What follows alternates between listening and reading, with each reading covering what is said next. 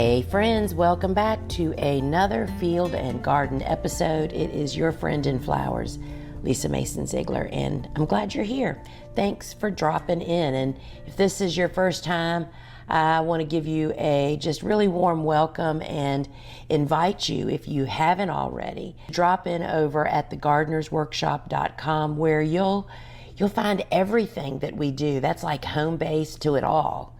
And everything we do is kind of focused around helping folks to grow amazing cut flowers, whether it is for pleasure or for profit.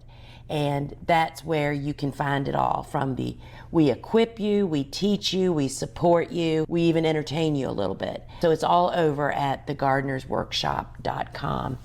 So friends, today's podcast episode has really turned out to be a kind of work session for me with something I'm really struggling. So we'll get to that in a minute. So I've named this episode The Silent Partner, Fear. And a little fear goes a long way, and it can really be a good thing.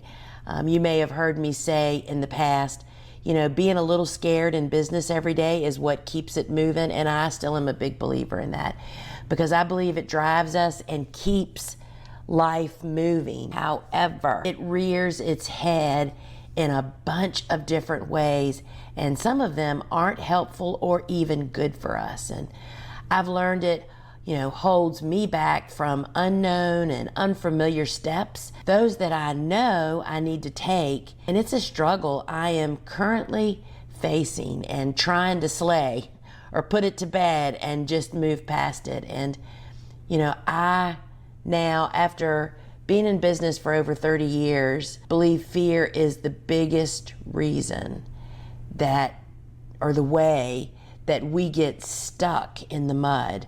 Literally, think about that. That's what fear does to you. Think about lead in your boots, your feet, stuck down in the mud. And most often it is just sheer fear that paralyzes, at least me. So I'm talking from firsthand. It may be different for you, but anyway, so I am trying to work through my own current struggle, and I thought, why not bring you along and see if, what fear do you want to slay? Because we have them all. I mean, I have new ones every day, just like I bet you do. So, as a flower farmer, 25-year veteran, the fear that I'm currently facing is downsizing my gardens to better fit or suit the current business needs. It's a huge struggle. I have been struggling with this for over 3 years, y'all. And I believe that there's more to my fear than on the surface, I just love growing a lot of flowers. That's just really not true, right? I believe that the fear is really rooted in me perhaps losing my identity as a high volume, small space, middle of the city flower farmer.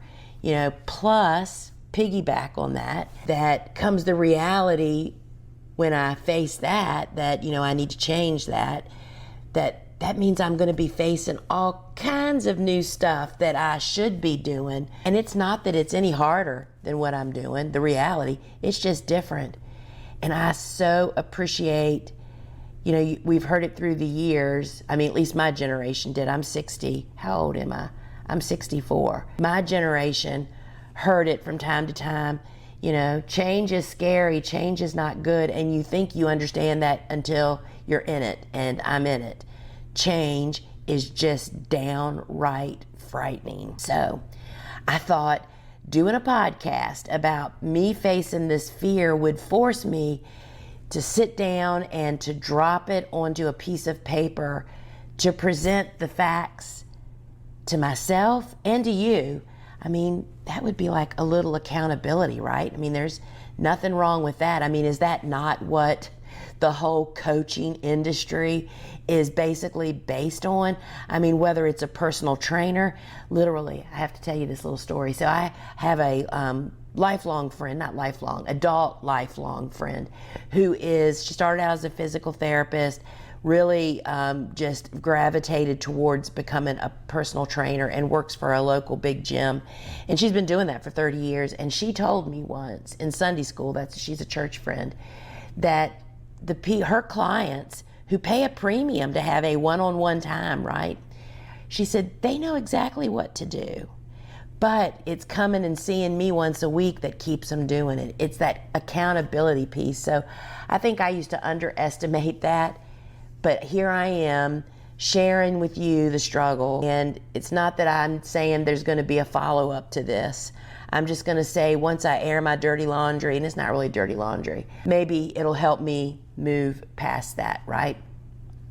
I'm also learning this so much from my good friend, Lenny Larkin, who is a coach, who's all about the part of business that most people are afraid of, putting numbers on paper. But Lenny, I just had a session with her last night on a podcast or on a live event, and she just reminded me that putting the pen to paper, or maybe even the pen to a napkin, brings it all front and center, clears it up, and it's factual for some real decision making, right? It's like, it is such, and it's just so funny, I don't even want to talk about stuff that we don't know the real facts about. It's like, what a waste of time that is. And here I am doing that very thing with my own personal struggle. And so here we go, friends. So I thought that doing this would really change it for me, and I'm already seeing the results of it. So I sat and I listed the problems and the costs of this not downsizing my gardens, because that is my problem, right? Is the fear of downsizing my garden to really fit my current need with my business. I'm no longer feeding 23 florists, 2 supermarket chains with multiple stores each, a members only market, a bouquet subscription, and farmers markets, right? Those days have ended.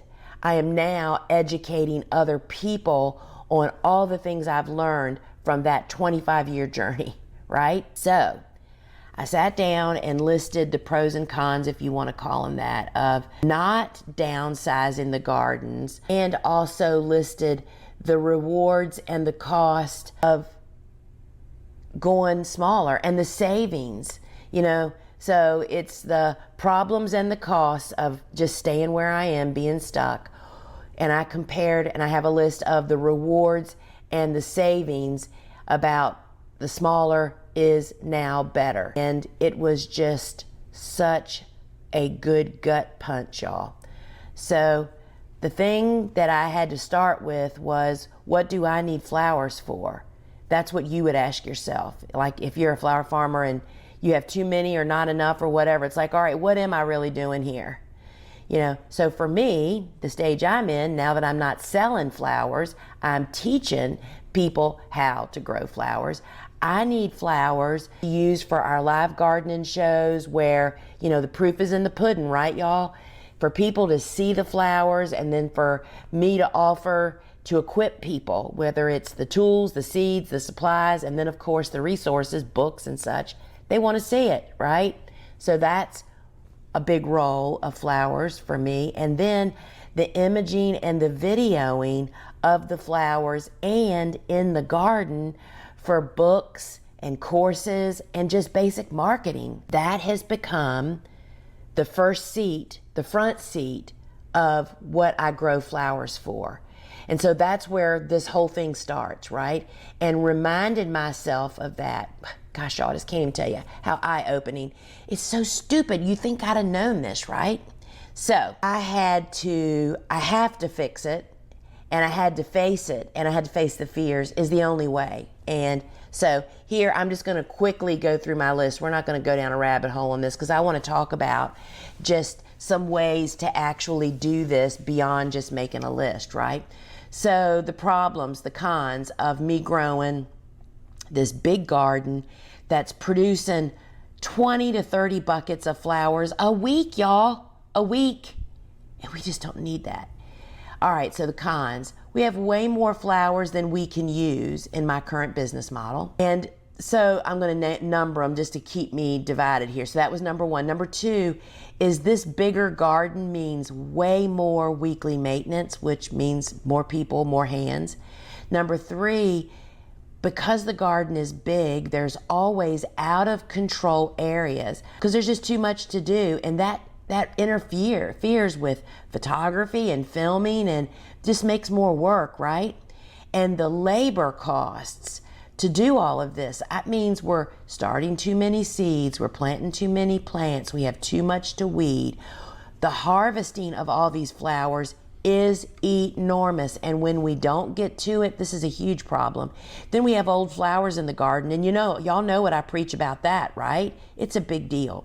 And then that leads to more bucket washing, and then the end result after we use them for whether the show or imaging or photo shoots or whatever, what do we do with all the flowers, right? It is very labor intensive.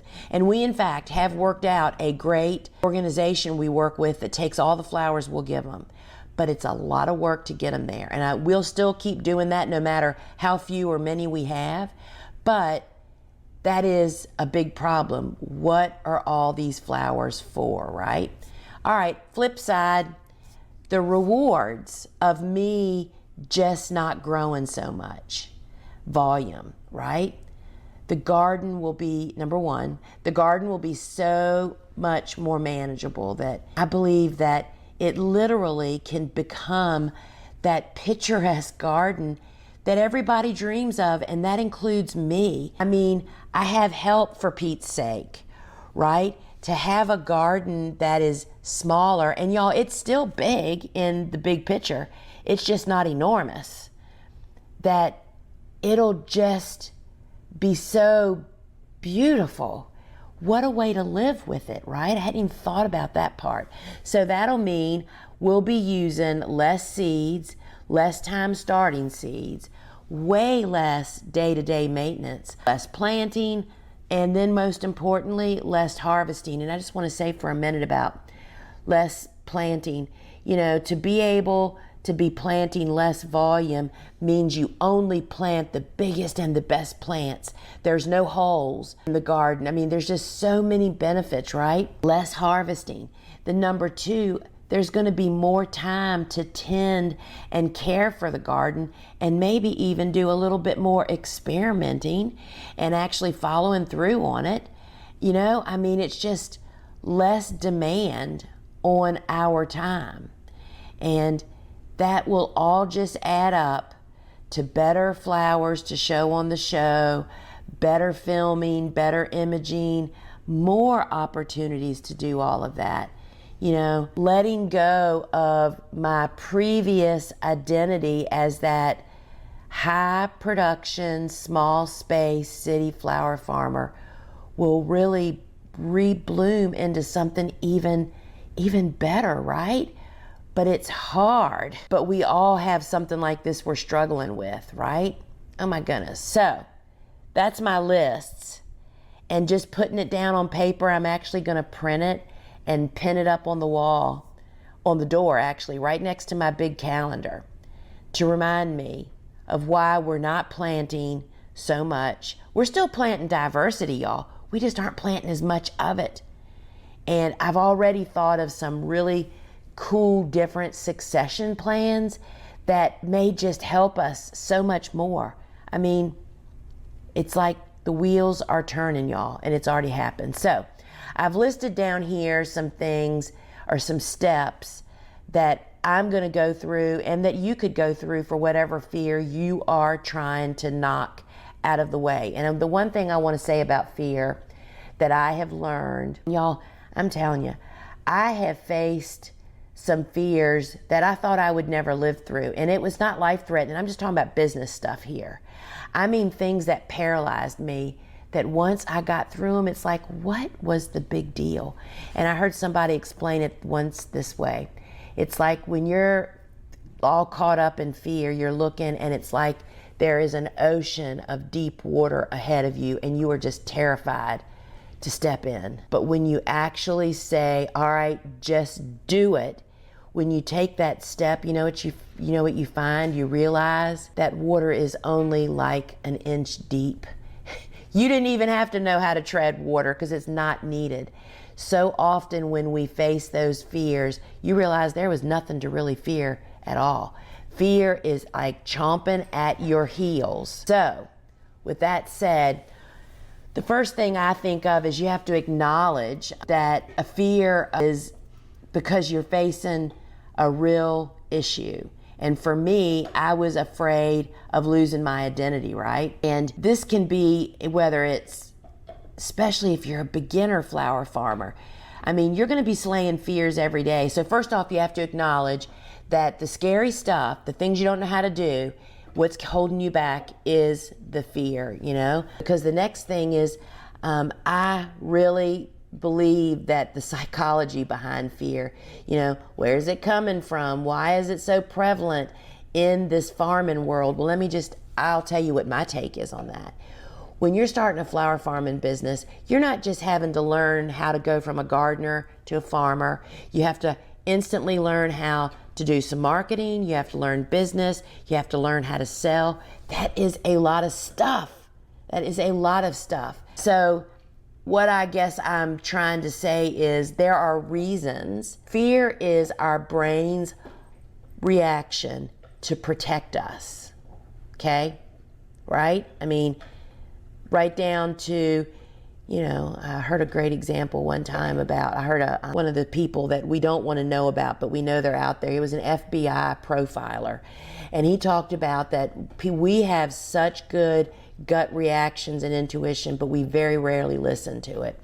And he talked about, you know, you're standing in a hotel, you're alone, and you're waiting at the elevator, and you're up on the top floor or wherever, and the elevator opens, and there's somebody standing inside that instantly makes you fearful. And he said, what do most people do?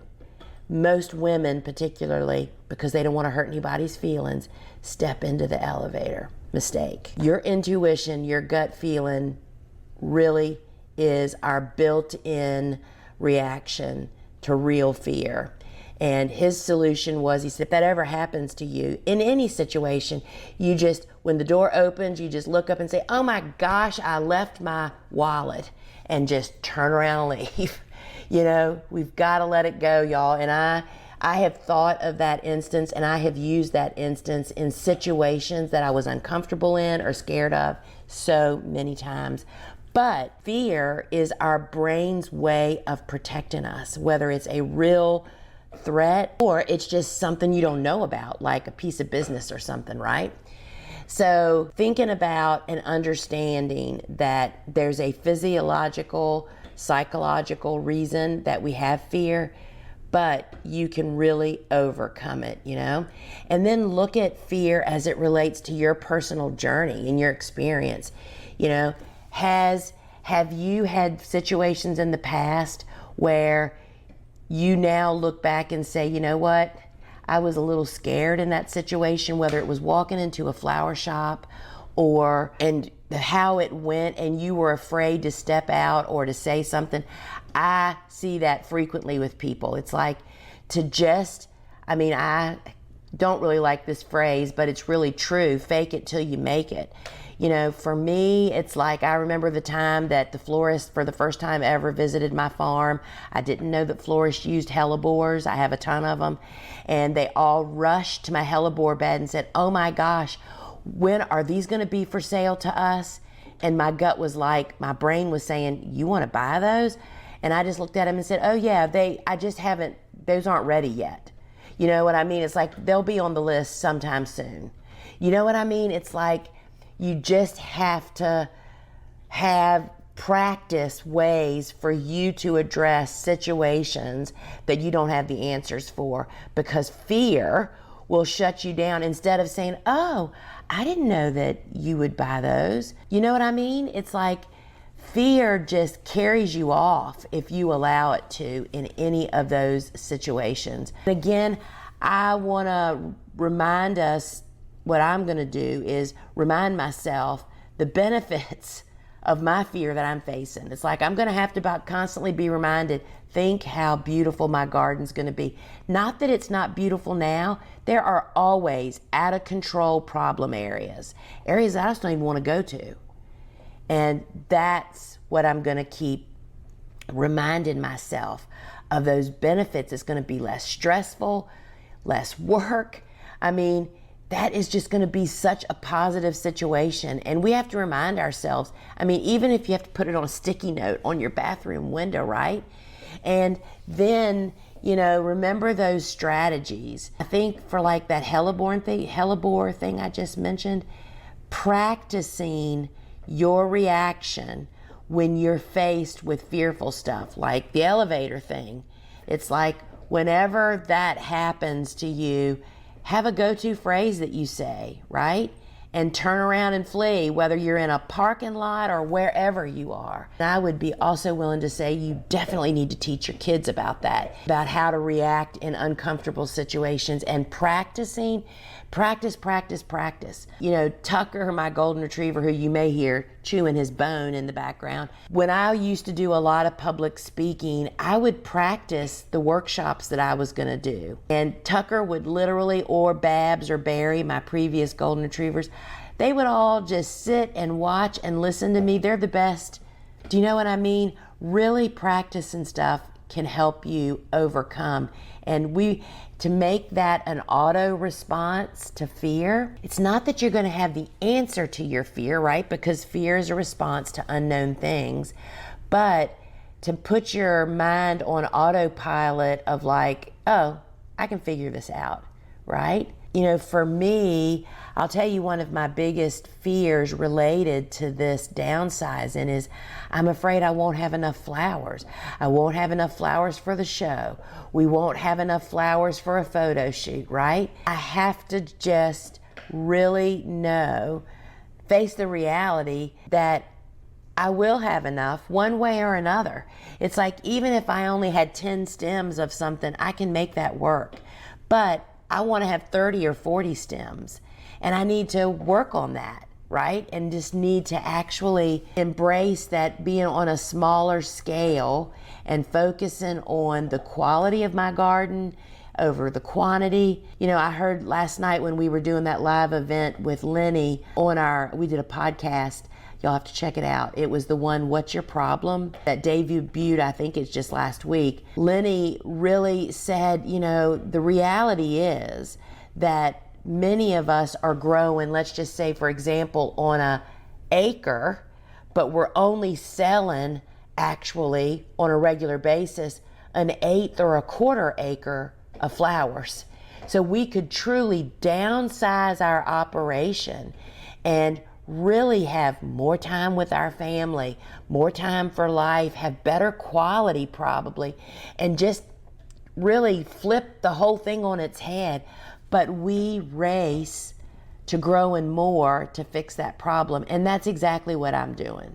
I mean, that session last night that we recorded was a watch party for that podcast. That really opened my eyes and pushed me to do this. It's like me growing more is my response to the fear of being afraid that I won't have enough flowers for all the things that I actually need to do them for. So my strategy is in place. We've already starting less seeds. It's still too many, but I'm working on a strategy to really take care of that, right? To have enough to face and accept how much do I really need to fulfill the business's need, for me to really feel successful. You know, y'all, this is so stinking deep, isn't it?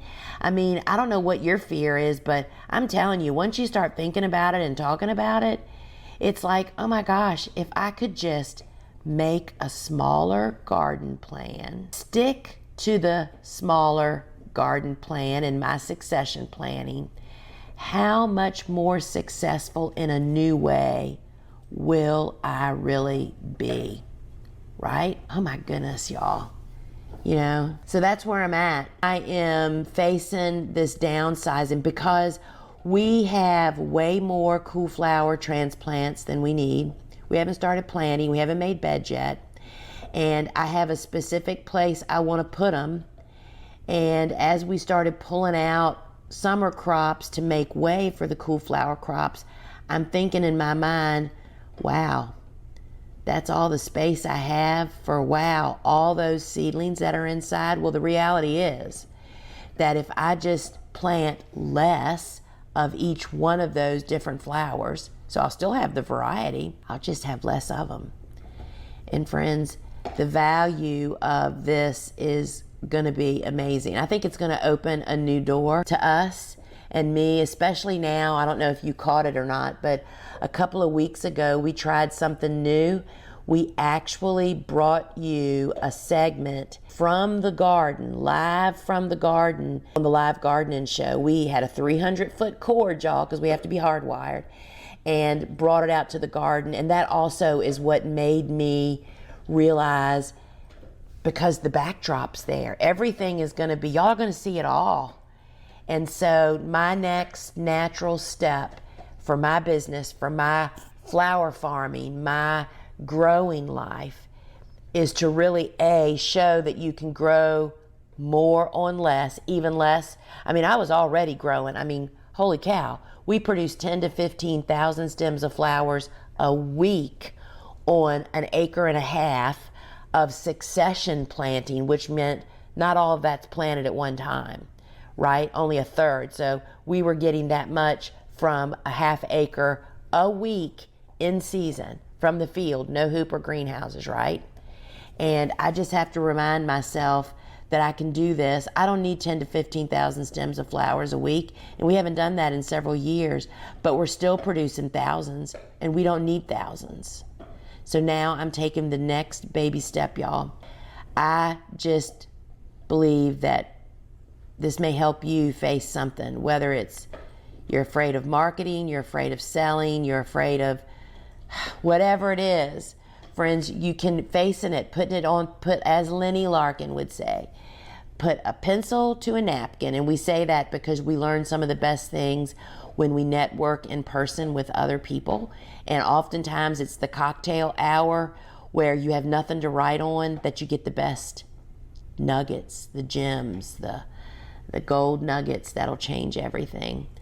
So friends, my journey is helping me. I'm not making my cool flower plan yet. I'm not there yet, but I have a lot of transplants that are coming along that I've got to get the fire hose out soon, right?